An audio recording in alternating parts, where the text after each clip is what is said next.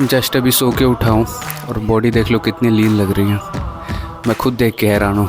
इसका मतलब सही ट्रैक पे जा रहे हैं।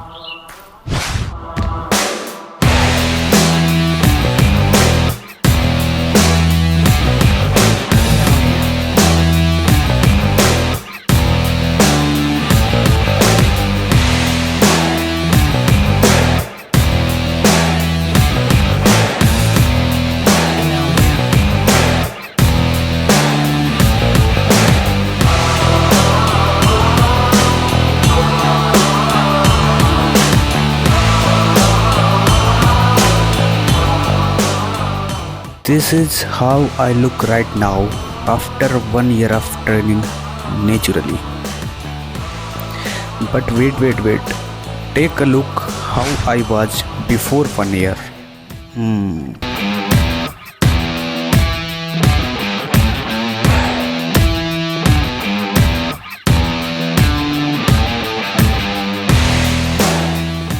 अब ये मैं क्यों दिखा रहा हूँ? क्योंकि एज ए बिगनर सभी लोग काफ़ी सारी गलतियाँ करते हैं और मैंने भी काफ़ी सारी गलतियाँ की थी ड्यूरिंग माय ट्रांसफॉर्मेशन। हाय, तो मैंने पहले भी बता चुका है कि नेचुरली बॉडी बिल्डिंग एक बहुत ही स्लो प्रोसेस है और जिसको इसका नॉलेज है उसके तो फिर मज़े ही मज़े, लेकिन जिसको नॉलेज नहीं है उसके लिए काफ़ी मुश्किल हो जाता है। एज ए बिगनर मेरी भी नॉलेज थी अंडा। सो इन दिस वीडियो मैं कुछ ऐसे कॉमन मिस्टेक्स के ऊपर बात करूंगा जो अक्सर लोग फैट लॉस के दौरान करते हैं और उन्हें ठीक करने का तरीका भी बताऊंगा। Moving to our first mistake, और मुझे लगता है कि ये गलतियां सारे ही लोग करते हैं कभी ना कभी और मैंने भी ये दबा के किए हैं। स्किपिंग मील्स या कटिंग कैलोरी टू लो।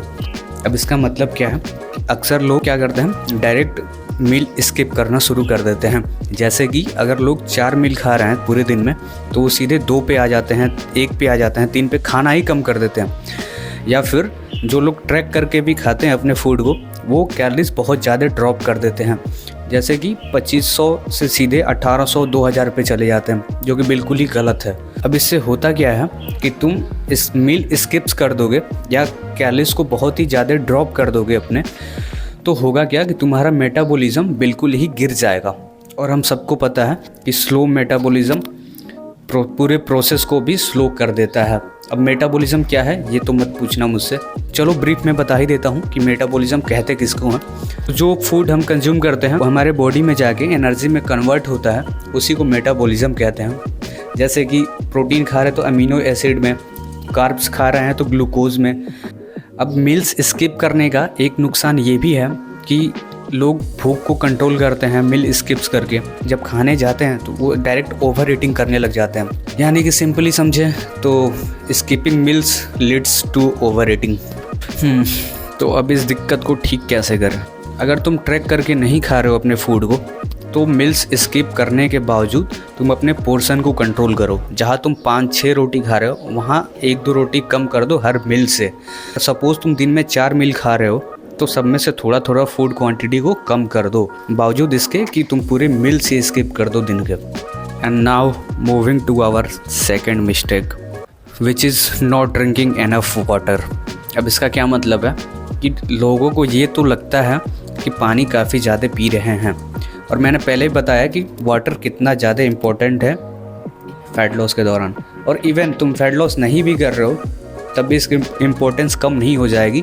अब दिक्कत क्या होती है कि लोगों को तो लगता है कि वो काफ़ी ज़्यादा पानी पी रहे हैं, लेकिन ऐसा होता नहीं है। मुश्किल से 2 लीटर, 1.5 लीटर, 2.5 लीटर इतना ही पीते हैं लोग। अब दिक्कत कहाँ पे आती है कि लोग जब पानी पीना कम कर देते हैं, वो भी फैट लॉस के दौरान, तो होता क्या है कि उनकी रिकवरी काफ़ी स्लो हो जाती है। और हमें पता ही है कि कम पानी पीना इनडायरेक्टली मेटाबॉलिज्म से जुड़ा हुआ है। तो आप कम पानी पियोगे तो आपका मेटाबॉलिज्म भी स्लो रहेगा।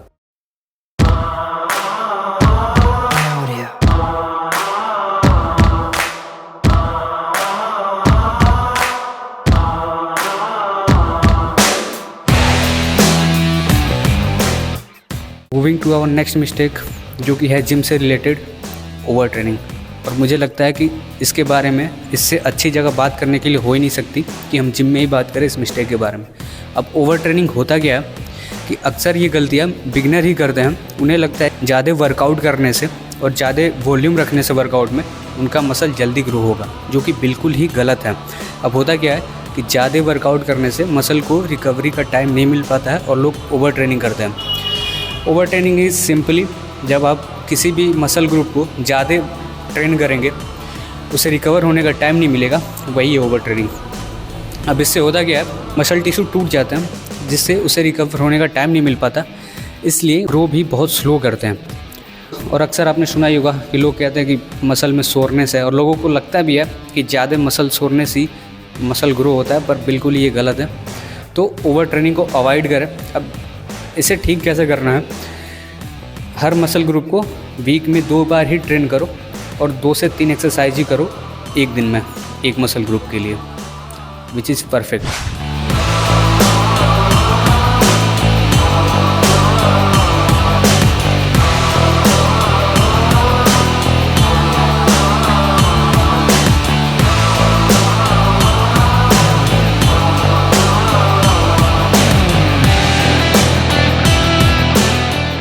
Moving to our next mistake, जो कि है prioritising cardio over weight training. अब इसका मतलब क्या है कि अक्सर आपने भी देखा होगा और मेरे भी जिम में यही हाल है कि जो मोटे लोग होते हैं फैट, वो जिम आते ही ट्रेडमिल को पकड़ के बैठ जाएंगे, उस पर आधे घंटे 1-1 घंटे भागते रहेंगे। अब लोगों को बड़ा मिसकंसेप्शन फैला हुआ है कि ट्रेडमिल पे भागो या रनिंग करो, उससे फ़ैट लॉस हो जाएगा।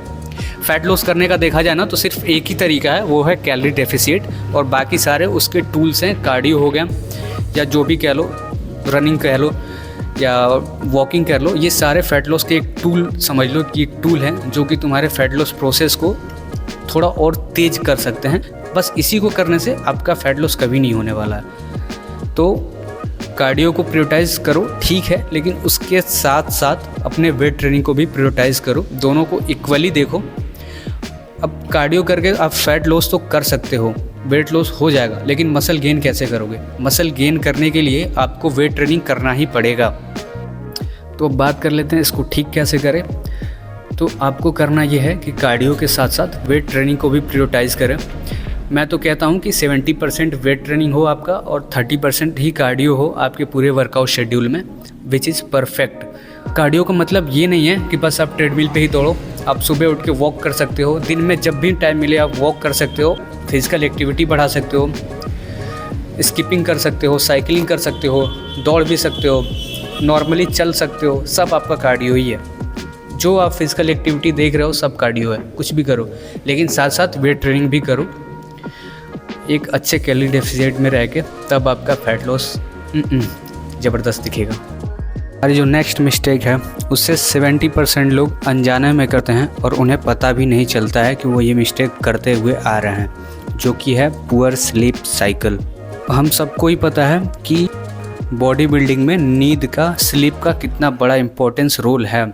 एज वी नो कि स्लीप में ही हमारी ज़्यादातर मसल्स रिकवर करती हैं और ग्रो करती हैं, इसलिए स्लीप का कितना बड़ा इम्पोर्टेंस है इसे हम इग्नोर नहीं कर सकते। और दिक्कत क्या होती है कि लोगों को ये रियलाइज़ ही नहीं होता कि वो कितना कम सो रहे हैं।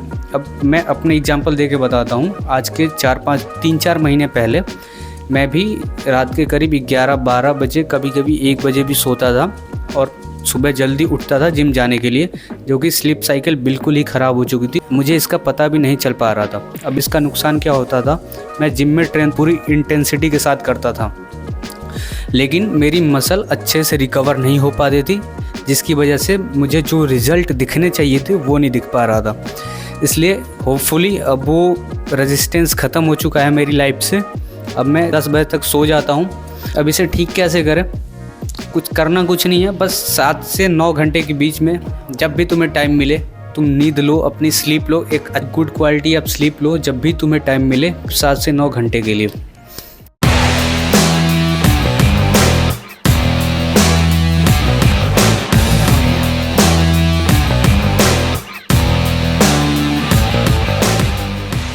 बॉडी बिल्डिंग में ना लोग इतनी सारी गलतियां करते हैं जिस पे एक वीडियो तो काफ़ी नहीं है। अब हो सकता है मैं इसके बाद आगे जाके इसका सेकंड पार्ट भी बनाऊं या उसका थर्ड पार्ट भी बनाऊं, क्योंकि इतनी सारी मिस्टेक है और लोग छोटी छोटी मिस्टेक करते हैं जिसका उन्हें रियलाइज़ भी नहीं होता है। और इतना मिसकंसेप्शन फैला हुआ है कि लोगों को पता ही नहीं होता है क्या सही है और क्या गलत है। बस भेड़ चाल में चलते जाते हैं और एक दूसरे का देख के फॉलो करते जाते हैं, भले ही वो सही हो या गलत हो। तो अपनी मिस्टेक्स का ये वीडियो यहीं पे अंत करते हुए एक मैं अपनी तरफ से बोनस मिस्टेक बताना चाहूँगा। अब वैसे तो ये कोई मिस्टेक नहीं है, पर एक टिप समझ सकते हो इसे, जो कि है कंसिस्टेंसी। अब सीधी सी बात है, कंसिस्टेंसी या बॉडी बिल्डिंग में हो या किसी और भी काम में, इसका इतना बड़ा रोल है, तुम खुद ही अंदाज़ा लगा सकते हो। अब अगर आप किसी काम को करने जाते हो और कंसिस्टेंट ही नहीं हो तो होगा कैसे, रिजल्ट दिखेंगे कैसे।